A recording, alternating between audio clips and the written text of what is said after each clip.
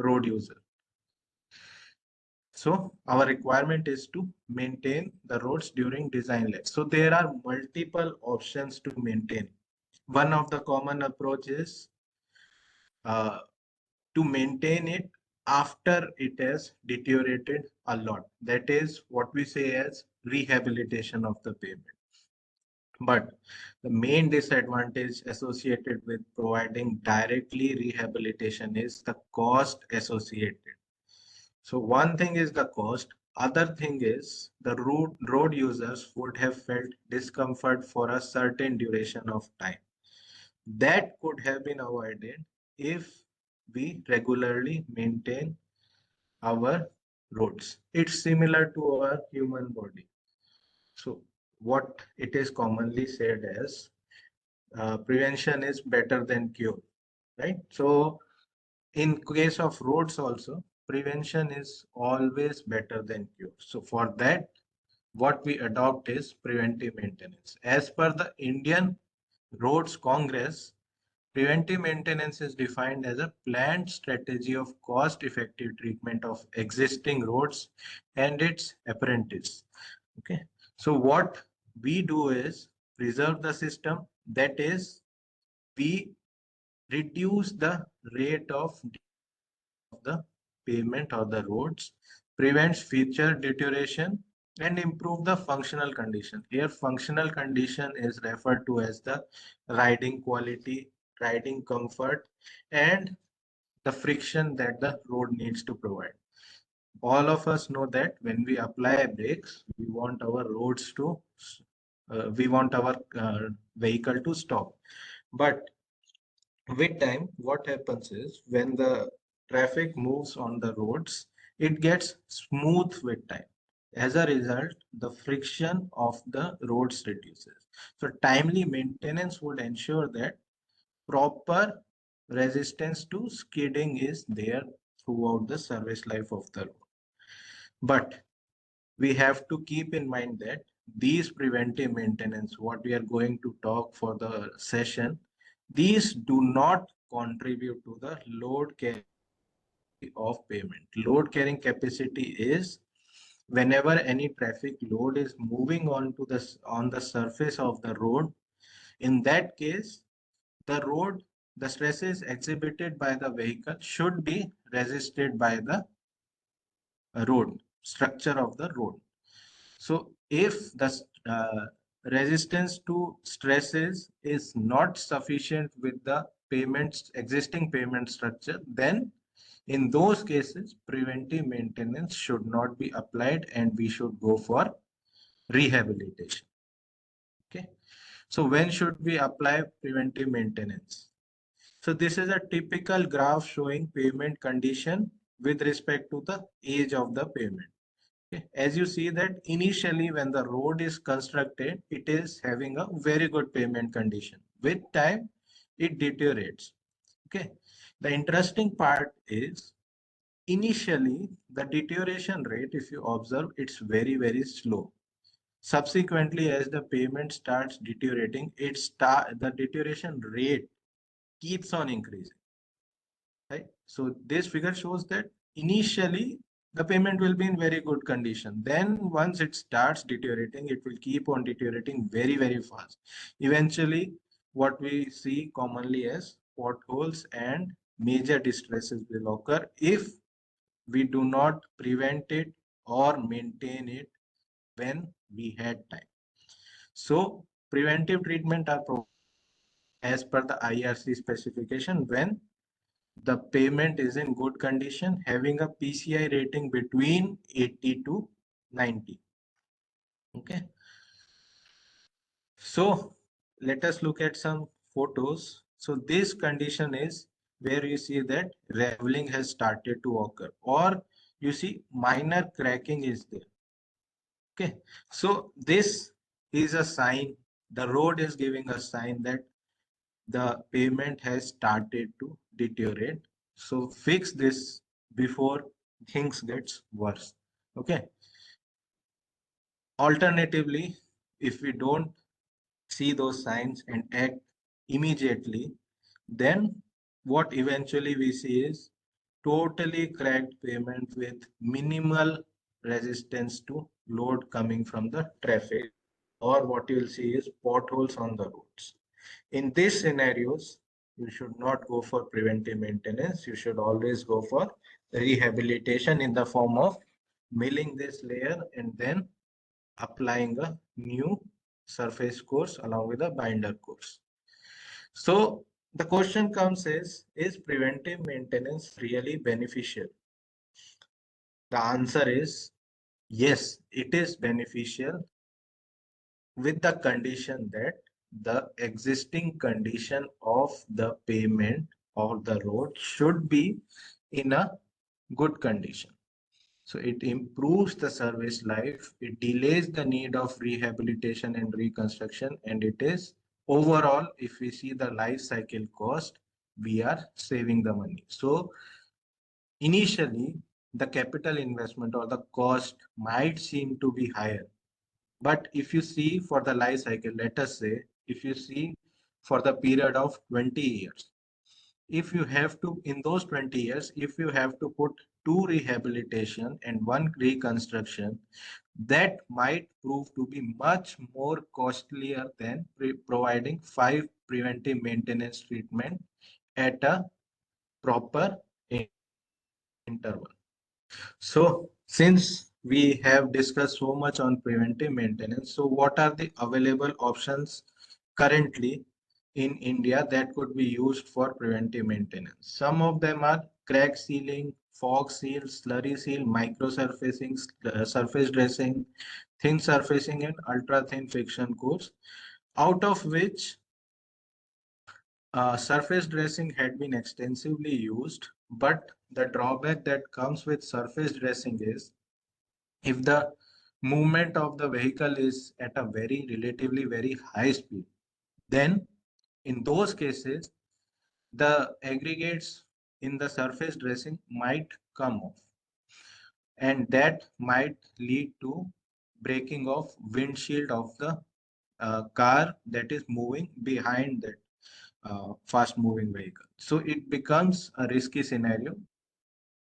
For that, microsurfacing is what we have developed. What was developed in early 1990s. So how to select a suitable preventive maintenance is, first you need to know the purpose of treatment. Why do we need the preventive maintenance? What is the applicability, that is traffic, environment, and surface condition? For instance, if the traffic is on a lower side, that is our road is exhibiting very light traffic. In those cases, if you provide microsurfacing, initial capital investment is huge. Not huge, it's high, relatively high. So instead, we can provide a relatively less expensive treatment, that is slurry seal. So we have to carefully look at the traffic, the environmental condition in the form of annual precipitation or annual rainfall, and the temperature range, and the surface condition, whether it is in a good condition or a poor condition. Limitations of the treatment we should know. When can we apply the treatment and when we cannot apply the treatment. Construction consideration regarding the restriction associated with the project location, expected performance, how much is the service life we are expecting from the road, and cost effectiveness in terms of life cycle cost, not in terms of initial capital investment. We should always remember, when we talk about cost, we are talking about life cycle cost. So let us see what is microsurfacing. There is a codal provision as per IRC. It's a tentative specification, IRC SP 81 2008, in which microsurfacing is defined as a mixture of aggregates, bitumen emulsion, which is polymer modified, mineral filler additives, and water as of need. So generally, what we are going to use for microsurfacing bitumen emulsion is acidic in nature, that is having a pH of close to 2. All these components are combined and mixed at ambient temperature and laid in the field to serve as a preventive maintenance layer. This is a photo from microsurfacing which was done in Bangalore. So as you can see, the surface, it is brown because initially the color of the bitumen emulsion is brown. With time, within 1 hour or so, you will see that the color of this will change to black. Okay. So its production is at ambient temperature and it has a thickness of only 4 to 8 mm, hence the name microsurfacing. So this 4 to 8 mm depends on what is the aggregate gradation we are using for the production of our microsurfacing mix. So when can we use microsurfacing? If the road is having functional distress in the form of transverse, longitudinal, or block cracking of low severity, bleeding of low to medium severity, raveling, roughness of low severity, friction loss, and moisture infiltration. If our pavement is having structural distress, remember microsurfacing is not going to add, or it will add only minimal structural capacity to the existing pavement structure. It can be used to temporarily seal cracks, but the main problem with microsurfacing is if we try to seal cracks with the microsurfacing, then eventually those will reflect onto your surface of the microsurfacing, which we commonly call as reflective cracking. It could be also used as a rut filler, but we have to ensure that that rutting is not in the subgrade layer. It's only restricted to the bituminous layer. That also, that rutting should be of low severity and it should be a stable.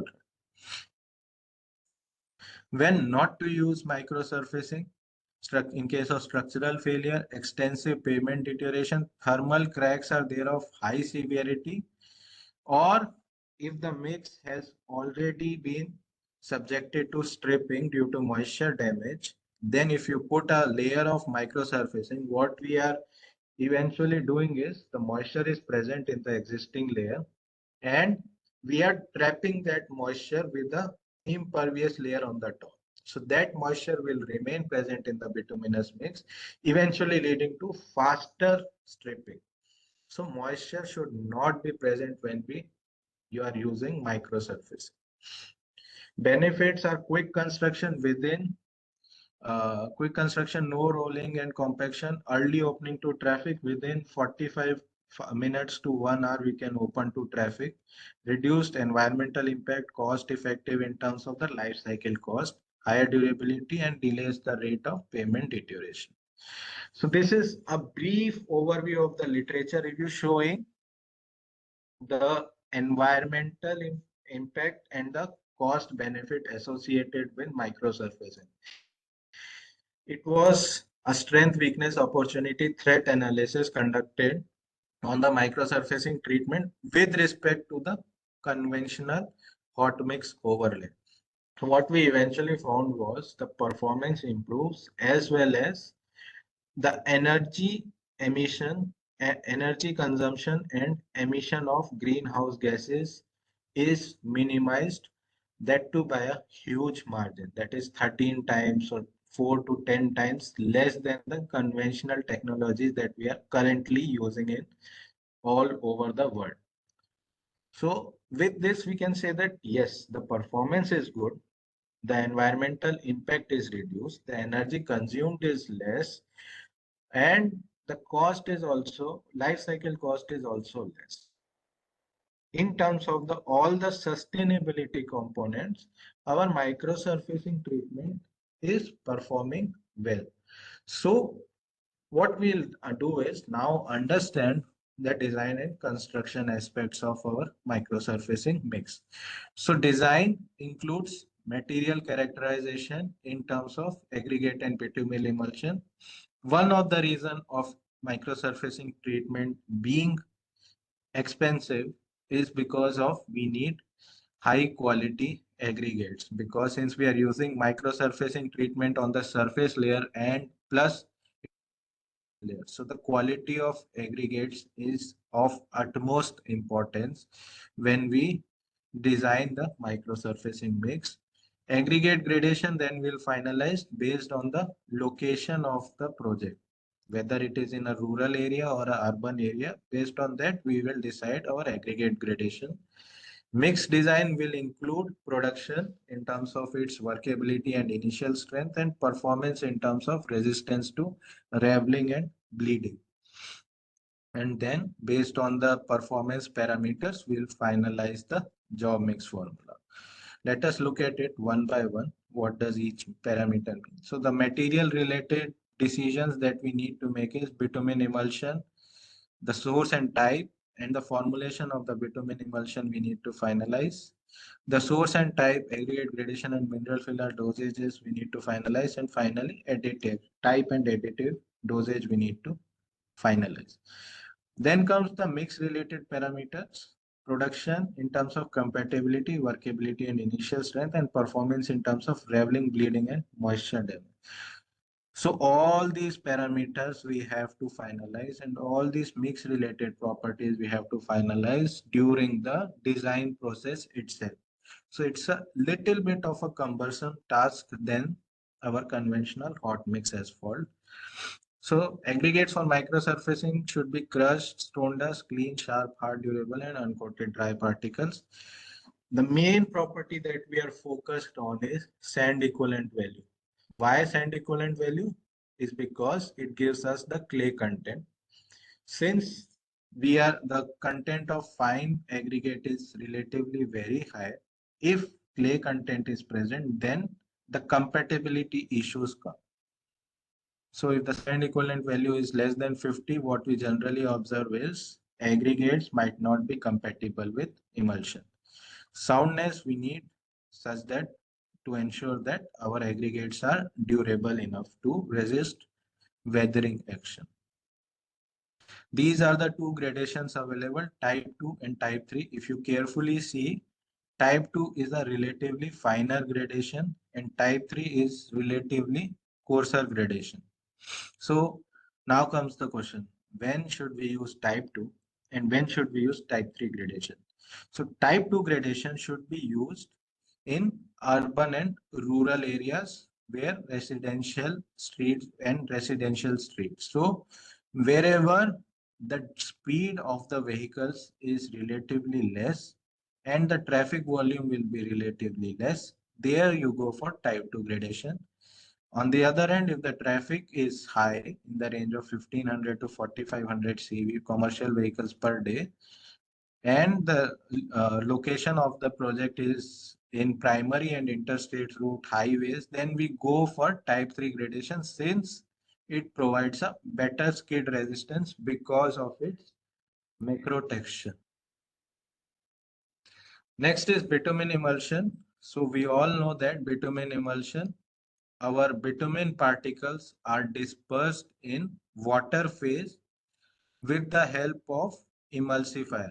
This emulsifier provides stability. Otherwise, if we remove emulsifier, then bitumen won't be staying dispersed in the water phase. So the components of bitumen emulsion are bitumen water emulsifier. In case of microsurfacing, it's generally acid and then additives. So in laboratory, bitumen emulsion is produced using a high shear mixer colloid mill. So in this, all the components of bitumen emulsion are added through this funnel, and this colloid mill here, it rotates, the shaft inside it rotates at a very high speed, due to which the bitumen particles uh, are finely distributed, and then the emulsifier coats those bitumen particles, resulting in a stable emulsion. So what we need to do is we pour our soap solution having water, emulsifier and acid into this funnel, into the colloid mill, and start the machine. Then in a thin jet, we pour bitumen into the soap solution into the colloid mill while stirring it continuously. Once you have poured all the bitumen, let it run for another 30 seconds and then collect the emulsion in a glass beaker.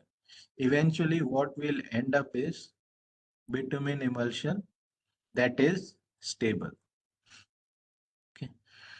So once we have got the emulsion, we need to know its classification. Based on the charge it has, based on the emulsifier we use, we can divide it as cationic or anionic emulsion. Based on the quantity of emulsifier you use, based on the reactivity of the emulsion, it could be divided into rapid setting, medium setting, slow setting, and quick setting. Generally, for microsurfacing, slow setting is used, but nowadays we can use quick setting also. So it has intermediate reactivity between medium setting and slow setting. The number represent emulsion viscosity and text represent residue properties. So as of now, we are using CSS2H, that is cationic slow setting emulsion of relatively higher viscosity and a hard bitumen residue. So it is modified with either polymer rubber, preferably synthetic or natural rubber latex, specifically designed for the purpose, quality and grading of aggregates and climatic conditions. So all of us should remember that unlike hot mix asphalt, where we get the bitumen, we get the aggregate, heat it, mix it, lay it, and we get our payment. Unlike that, for any cold mix, let it be slurry seal or any cold mix, any micros or microsurfacing, any cold mix, the emulsion has to be tailor made for the aggregates that we are going to use. So as a good practice, what we can do is we can send our aggregates to the emulsion supplier and ask them to show that the emulsion is compatible with the aggregates that we have procured. Once we are assured that the compatibility is achieved, then perform the mix design test and then you procure the emulsion rather than procuring and then deciding which one to dump, whether to dump aggregate or whether to dump emulsion, because there are chances that emulsion might not be compatible with our aggregates. So these are some of the tests we need to do to ensure that the physical properties of the bitumen emulsion are met for the requirement of microsurfacing mix. So I won't discuss into detail about these tests. So test for mix design. So production test, it's mix time test. In this test, what we do is take the aggregates as per our gradation, add water, mix it until homogeneously coated, and then add emulsion, start mixing it, and you will see that the color of the mix changes from brown to black. That time you have to note down how much time did it take from the point you add your emulsion to the point it changed the color from brown to black. That will give us an indication of the mix time. We need a seconds to ensure that mix time is we have sufficient time for workability. Next is the consistency. Consistency test is required to check the workability, whether we'll be able to work with the mix in the feed. So it's a simple test in which you pour the mix in the funnel shown and then lift it in a vertical motion and note down how much it flows. Ideally, it should flow 2.5 centimeter. Then is the initial strength, which is tested in terms of cohesion, which will ensure that the mix has initial strength. So once we open it to traffic, it will be able to resist the shear force acted by the traffic movement, acted due to the traffic movement. Next, these two tests, that is wet rack abrasion test for raveling and loaded wheel and sand adhesion test for rutting and bleeding mainly. So these two tests will tell us about our job mix formula, that is the how much emulsion content is required for our aggregate source and gradation that we selected. So this is the typical job mix formula that we'll get. So this is our sand adhered value. These are our abrasion loss value. So based on that, you get the range of acceptable values of emulsion, and the midpoint of this, we can take it as the optimum emulsion content, and this will be our tolerance limit range. So whatever emulsion content we selected or whatever job mix formula we satisfied, all these properties should be met as per IRC SP81 to ensure that the microsurfacing mix will perform satisfactorily in the field. So we have discussed about the design aspect. We have our uh, we we have ensured that we have designed. Now we send that design to the field engineer to implement it. So for that implementation, we need to know certain protocols to ensure that the mix that we designed is laid appropriately in the field. So it is a small video showing the construction process of the microsurfacing mix. I'll play it. So what we see, it's a crack pavement. So first thing we need to make sure is we seal all the cracks by crack sealing method before we start the construction. So prior to application, surfaces should be thoroughly cleaned. There should not be any dust particles. Otherwise, the mix will eventually strip from the existing surface. So this rubber is fitted at the auger such that we get a smooth surface. Debris is cleaned and then removed. So we get a clean surface, then add aggregate to the microsurfacing machine.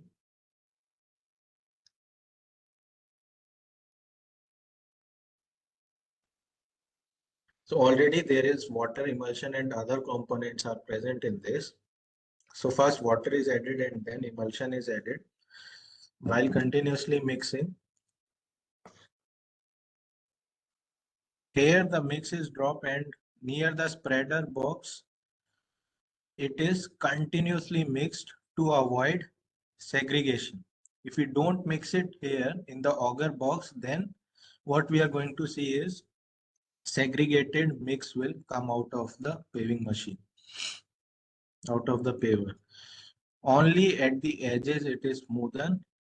So this line that we are seeing, so when the microsurfacing mix cures, we won't be seeing these lines. So these lines will go once it cures.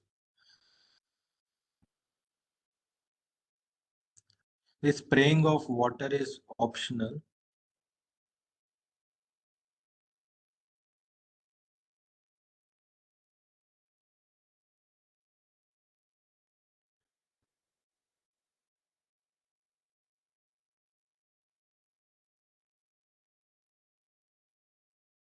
You see, within 10 minutes, you can walk on the road, and within 45 minutes of laying, we can allow the traffic movement.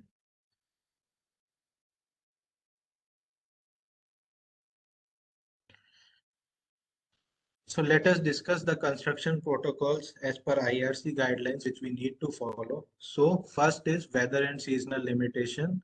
So if the pavement or air temperature, any temperature reduces to 10 degree and it is further dropping, then we should not go for microsurfacing, since we are using emulsion which has water and it won't cure. That is, it won't gain strength. So never use microsurfacing if the air temperature is 10 degrees Celsius and it is dropping.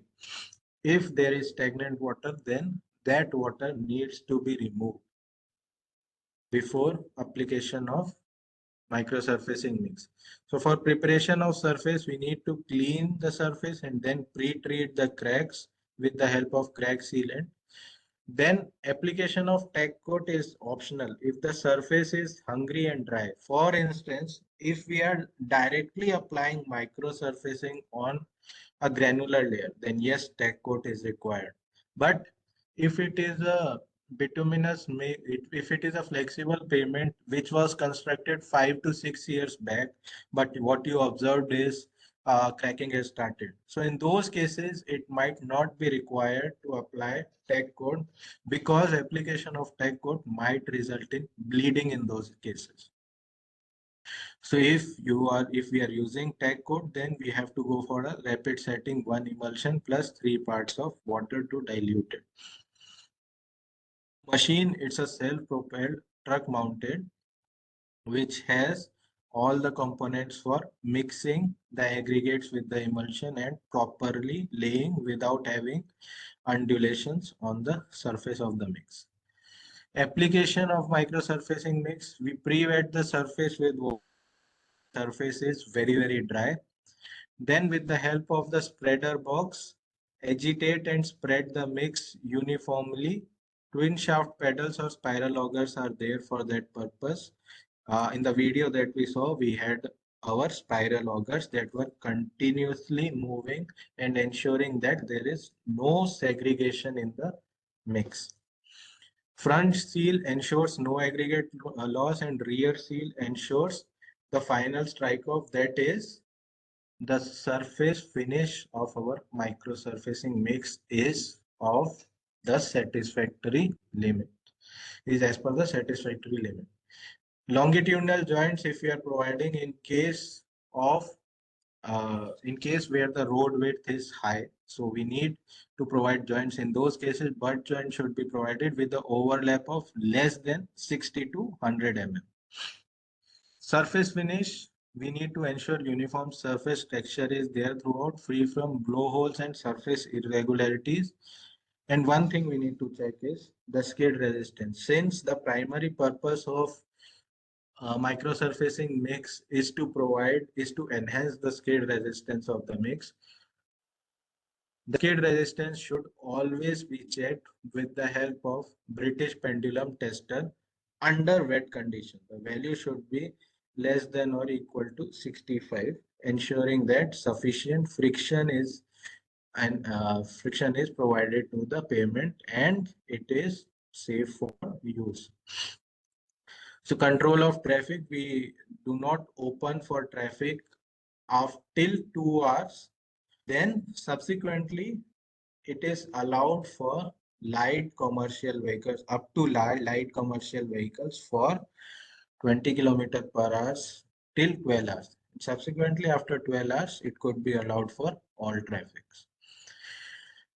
The last thing we need to ensure is how to ensure quality. The quality control checks that are there are aggregates. We need to check the quality of 1 per source per site.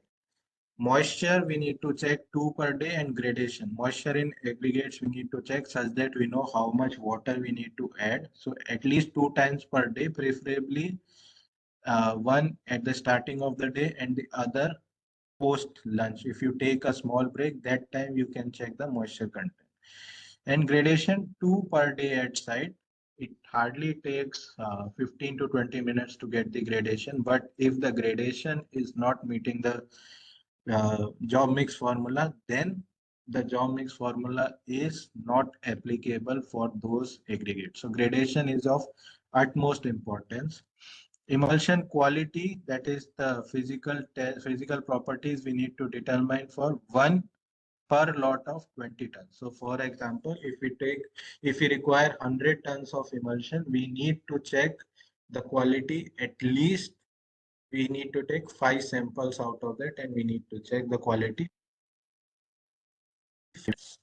And workmanship, the binder content in the mix should be checked 2 per lane per kilometer. Calibration of machine should be checked once per project, and quantity of mix should be checked daily.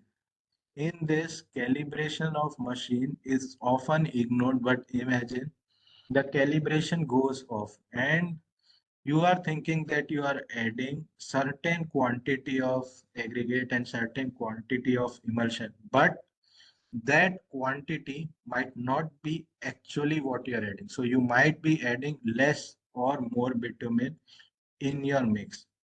If you're adding more bitumen, what you are making is a mix susceptible to bleeding.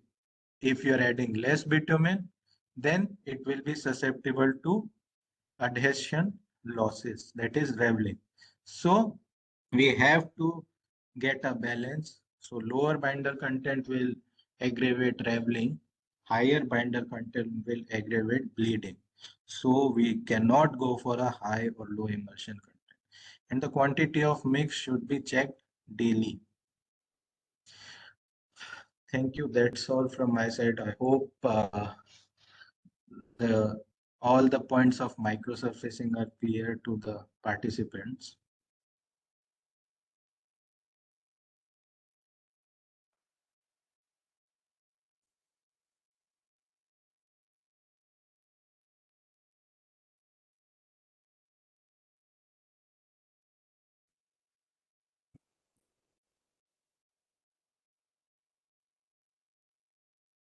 Ashika,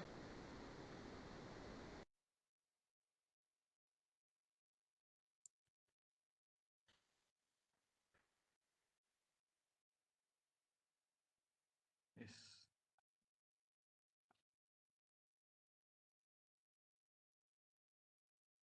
So if any participant has any question, I'll be more than happy to answer it. can you hear us, sir? Yes, I can hear you. Yeah, sir. There is one question, sir. Myself, Ashik from NATPAC. You had already discussed the regarding the details regarding the gradation, type 2 and type 3. Where Yes, type 2 is actually for less than 1,500 vehicles and type 3 is between 1,500 to 4,500 vehicles. So the question is, yes. what would be the thickness for this low volume roads or for this high volume roads for this microsurfacing? So generally, if we are using type 2 gradation, then the layer thickness is 4 to 6 mm. But if you feel that somehow the load carried by the vehicles is on the higher side, then we can go for two layers of that.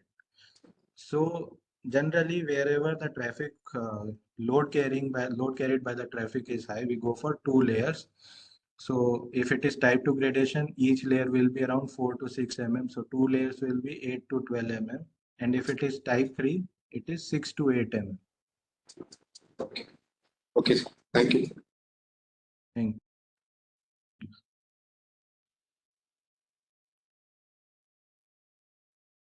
Hi, sir. This is any other? Shijus from NAPAC. Could you hear me? Hello. Yes, yes, yes. Sir, I have some questions. And one thing is whether can this microsurface can use as an overlay for the rigid payment? Yes, And microsurfacing can be used as a overlay for rigid payment. It's just that we need to make sure the surface of the rigid payment should not have too much undulation. If it has, we need to mill it and get a proper surface because the thickness is very less. Otherwise, that might create an issue. Otherwise, we can use it for rigid payment. actually, in the panel blocks, there will be the spacing between the two panels, right? Yes, And the yes. longitudinal and transverse spacing will be there. Whether it is affected for the microsurface? So in those cases, those will be reflected on the microsurfacing layer within a month itself. It's a very thin layer, so any prominent cracks will be immediately reflected onto the surface of the mix, of the microsurfacing mix. So that we had to somehow treat and ensure that we are putting the mix on a relatively smoother surface. Okay. Sir, actually, in Delhi and many places, it's already done many years ago. So, how long, whether it is uh, able to withstand the traffic? Because before any functional failure, till how much time it is able to? please stand.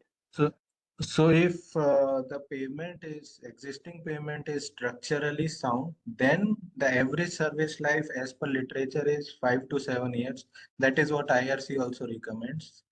5 to 7 years it can last, but after it is recommended after 3 years you go for another layer of microsurfacing after 3 to 4 years. But if you want to extend its life and you don't have the budget, it can serve the purpose for 6 to 7 years easily. Okay, thank you, sir. Last question: what would be the per cubic meter cost for this microsurfacing? Per cubic meter, not sure about the exact value, but now it has been included in SOR, so we can check it. Not sure about the Okay, whereas exact values. compared to the BC, as comparing to the BC is BC, whether very it is expensive. BC is very okay. expensive. With compared to BC, it will be very less. Okay. But with Good, compared sir. to other treatment like surface dressing, it is somewhat comparable. Okay, thank you, sir. Thank you. Thank you, Shijit. Sir, Shalini from NATPAC. Sir, if once while we are laying this microsurfacing, if there is any after the laying, if sir there is any distress found or there is some cracks, how do we rectify it? Now, after laying, it might not be possible to rectify it. So, what we need to make sure is the surface on which we are laying the microsurfacing mix, it should not have prominent cracks, or the cracks that were existing should have been sealed before we apply microsurfacing. After application of microsurfacing won't have crack on its own. The only issue it might face is from the existing surface, the cracks might reflect. So what On if its own, it won't have cracks. what if there is non-uniformity in applying the thickness of the gradation of the aggregate we follow, right? Sometimes towards the Yes. edge of the pavement, if the size of the aggregate is bit larger. For microsurfacing, fortunately, that issue will not come because the augers should be working continuously. So the gradation would be ensured by that itself.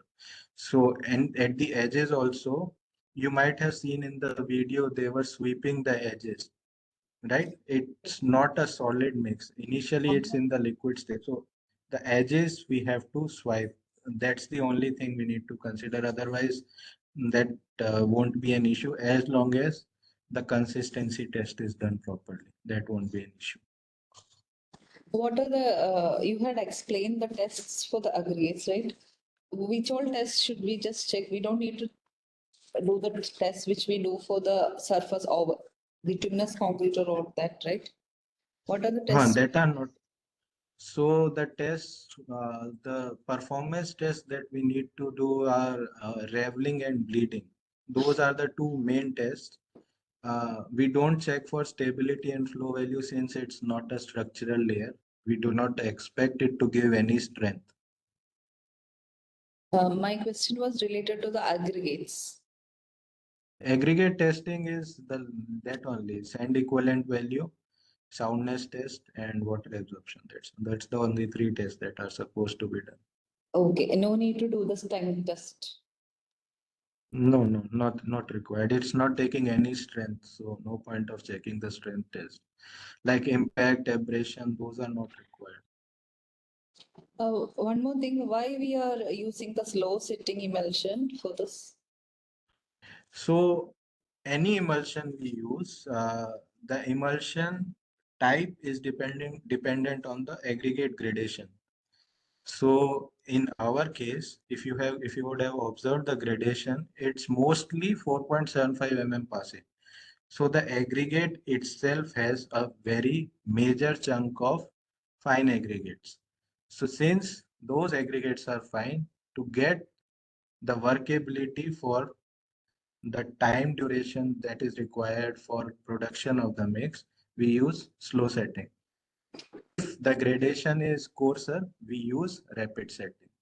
That is the general principle in case of bitumen emulsion. Thank you, sir. Thank you so much.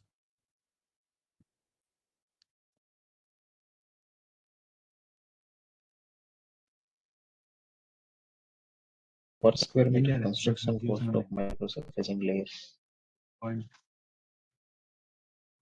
Yes, sir. Sir, what will be the construction cost for per square meter for a particular microsurfacing layer? That cost component, I'm not sure, but nowadays it has been included in SOR. So I'm not sure about the exact cost of per square kilometer. I can check it and let you know. But as of now, I don't remember the exact value, but it's very close to surface dressing. It's a little bit higher than surface dressing. It's almost very close to. Okay, sir. And one more question is, what will be the approx life of particular layer? This microsurfacing layer. Microsurfacing average service life is 5 to 7 years. But if we want to apply microsurfacing, if we are planning to apply microsurfacing at a particular intervals, then we generally go after 3 to 4 years. But it will serve the purpose up to 5 to 7 years on an average. So field studies have been done in which they found that even after 10 to 12 years also, the functional condition of the microsurfacing was good. Okay, sir. Thank you, sir. Thank you so much.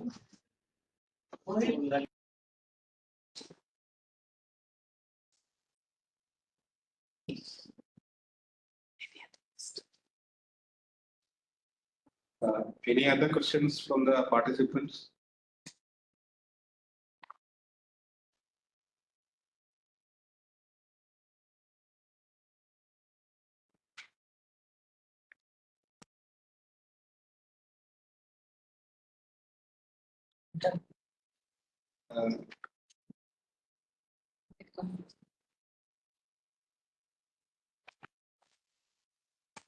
Dr. Nishant Bhargava, our Director of NATPAC, Professor Dr. Samson Matthew has also joined the meeting.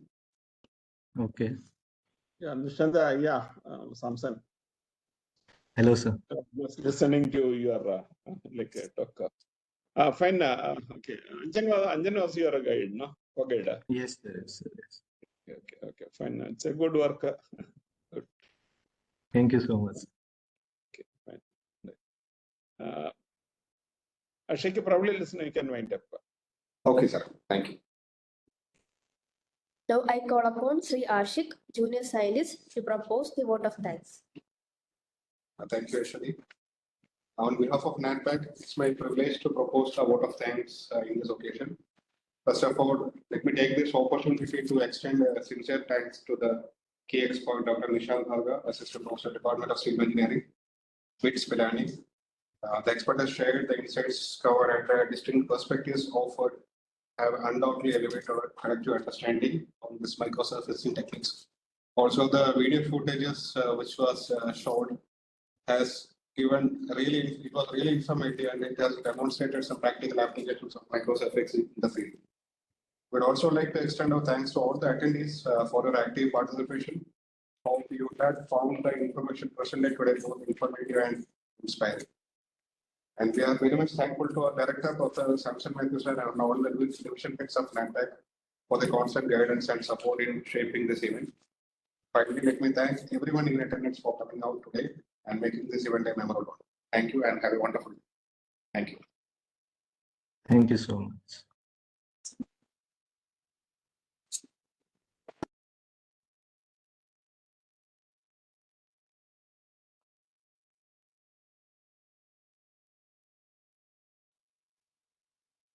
Thank you all. We wind up the meeting.